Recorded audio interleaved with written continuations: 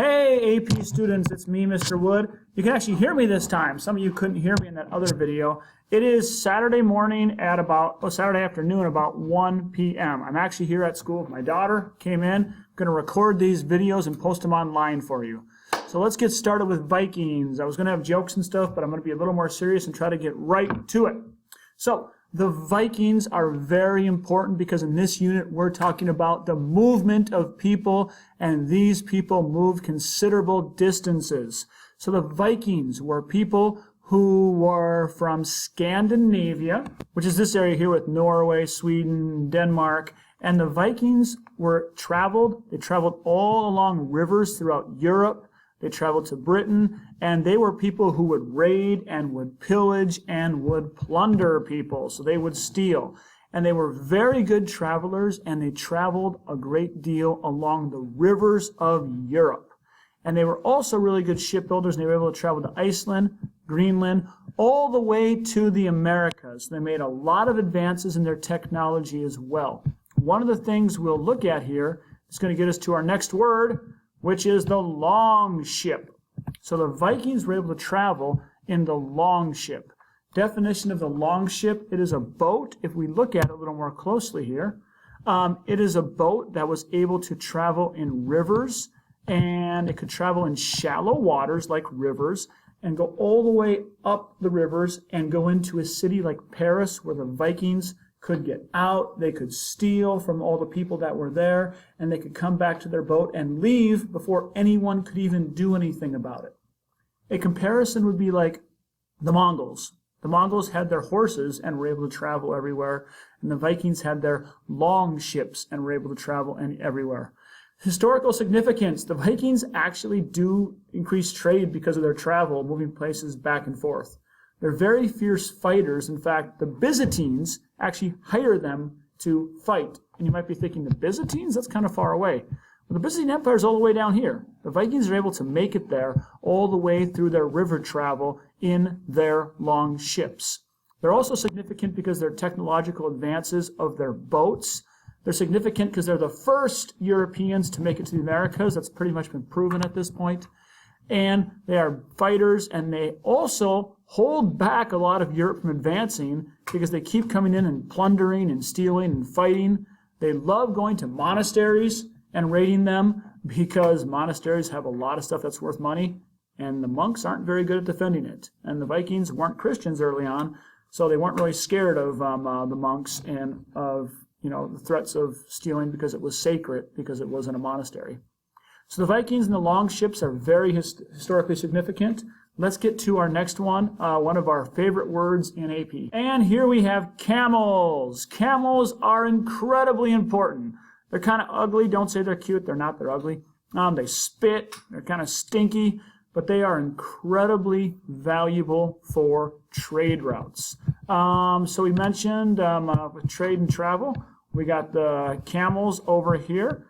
Here we see a two-hump camel. That'd be more used in Central Asia on the Silk Road. The one-hump camel in the Trans-Saharan trade network. What you need to know, camels, camel saddle. Domestication of camels was incredibly important because the domestication of camels led to the Trans-Saharan trade network developing. Because the Berber Traders, let's get to that word right now, Berbers. The Berber Traders, who were tribes of people who lived in North Africa, who were the first to cross the desert to trade with people from West Africa. That's the Berbers. The Berbers were very historically significant because they domesticated the camels. When they domesticated the camels, it allowed West Africa to become part of the Afro-Eurasian trade network, which grows in the post-classical period. And it unites, and we end up having a trade network of people going all the way from West Africa all the way to China, along with the Indian Ocean trade route as well.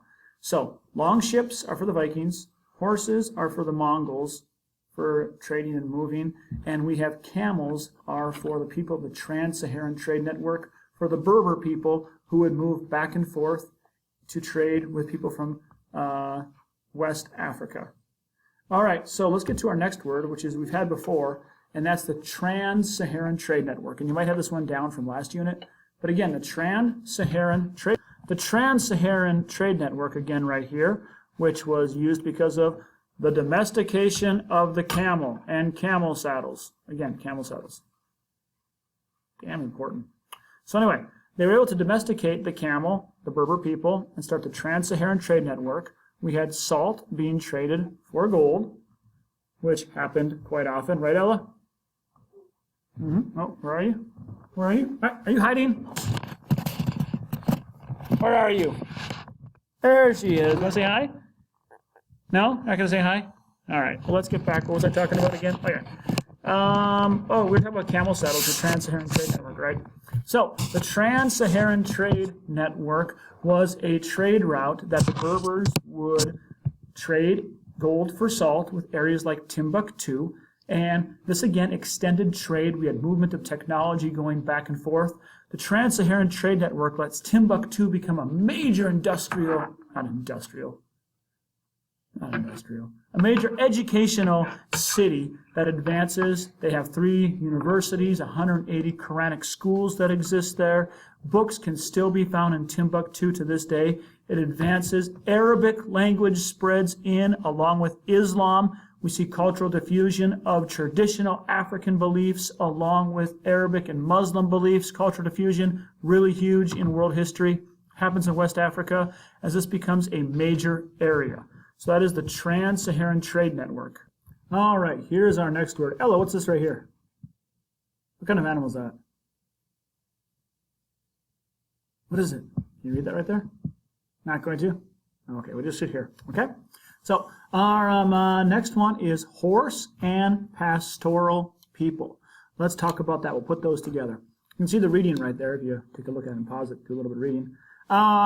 The tribes of Central Asia, the horse was essential. It was essential for fighting, and it was also essential for trade, as the pastoral people could move with their herds and go from place to place. They could move them fast with their armies, and this found that the people could move faster. They could have a better military, and we got, show me what we got here, a stirrup. Oh no, the keys. Where'd my stirrup go?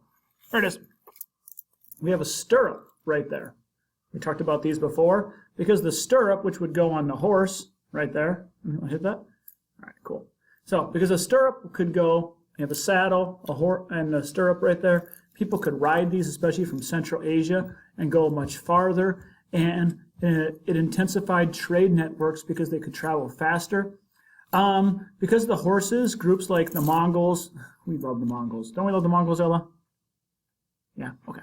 So, groups like the Mongols, they were able to move from place to place and send messages fast. They were able to increase technology, crops, religions more rapidly across Eurasia. Ooh, that sounds like historical significance, doesn't it? Yeah, that's pretty historically significant. Being able to move crops, religions, diseases are able to spread faster all over Eurasia. All right, so now let's look at our next word, which is the Bantu people. Now, the Bantu people were people who were able to spread out all over Africa in the Bantu migrations. They were able to spread because they were able to get metal, which was a technological advance for them. They were able to do farming. They were an agricultural people when many other peoples in Africa were pastoral people or nomadic. And eventually their way of life spreads, and they spread their language all over Africa as well. Sub-Saharan Africa. When we say Sub-Saharan Africa, that's Africa below the Sahara Desert. So they're able to spread their languages, which spread all over Africa, and many of these languages are related. So like Swahili, for example, we'll learn about that in a little bit. That is a mix of a Bantu language. The Bantu people also increased trade with many goods like iron that are moved around all over West Africa. Foods like bananas. You might not think it's a big deal, but bananas are a food that's spread and increases the calories, the caloric intake, and spreads people. They're able to change the environment where they go. And people of Bantu ancestry even start civilizations like Great Zimbabwe. Well, let's get to our next word, which we'll scroll down here a little bit, and there's a really cool video on this one you're going to want to watch in the packet. It's the Polynesian people. The Polynesian people are people who started out on islands. So they kind of start out in this Australia area, and they move to places like New Zealand, and then they start kind of like island hopping. They're able to take their ships, which are some of the best ships, they're some of the best travelers, explorers in the world. No one has traveled further in the post-classical era than the Polynesian people. They go from their boats, they go from this imaginary triangle all the way to Hawaii, Samoa, Cook Island. Many of these islands, they bring animals with them, like a pig. What's a piggy? What's the pig? Sound does a piggy make? Can you make a piggy sound?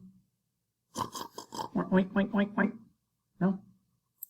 Okay. So they're able to take animals like that and change the environment of this area. And they bring their gods to many other places. So there's a lot of cultural diffusion as they mix and they trade. They have a big trade network at all these islands. Polynesian people. It used to be people thought they were aimlessly wandering around and just accidentally discovered these islands. We found out with their shipbuilding technology, they knew exactly where they were going. They lived and settled these islands, and there's even theories that they may have been able to make it to South America. Because Easter Island's right here, not that far from South America. So it's possible that some of the first people outside of the Americas could have came into the Americas from ships. We don't know that. It's one of those mysteries in history we have to study. So let's pause there with the Polynesians. Do you want to move on to our next word, Ella? Okay, let's do our next one. Swahili. Now, Swahili is a name, first off, of these states that are right through here. They're kind of like little city-states, basically. They're trade city-states in Eastern Africa that are very involved in the Indian Ocean trade route with India, with Southeast Asia. These are advanced cities that grow through trade. Now, there's a real interesting mix to their language because the language has Bantu words in it, a lot of Bantu words. So Swahili, these people trace their origins from what we know back to the Bantu. And much of their language is from the Bantu. However, a lot of historians have linguistic or language evidence that many Arabic words came into Swahili. And that would have been because of the Muslim trade routes that existed on the Indian Ocean trade routes with their boats. So many of these came to East Africa, and the Swahili language and culture is a mix, a lot of Bantu, but also a lot of a lot of Arabic. Bantu plus Arabic equals a Swahili culture and language. Islam comes in here, but again also diffuses and mixes with the African traditions and becomes their own religion. The people of the Swahili city-states, they're able to engage in a lot of trade by using goods from the interior of Africa, trading with places like Great Zimbabwe, and they are able to keep trading on this trade route, and they're able to grow as cities, with Swahili being very significant, showing a cultural diffusion, a mix of Arabic and Bantu languages. So pause it right there, and I think that is our first 10 words. I'm going to get more of the words posted later, but first I think I'm going to get my daughter back to our house, and I'll probably record later this weekend from my house. But this will get you through part 1. Thank you for being patient. I apologize about my mistakes I made, and I didn't have this posted earlier. Came in today and got it done. I hope you're able to get your work done in your packet. We'll talk about this on Monday. This is my mistake. I own it, and I'm doing everything I can to fix it right now. And we'll talk more on Monday. By the way, you are a group of amazing students, and I'm very proud and honored and blessed that I get to work with you every day. So have a blessed weekend. I hope you're able to get this work done. We'll talk on Monday.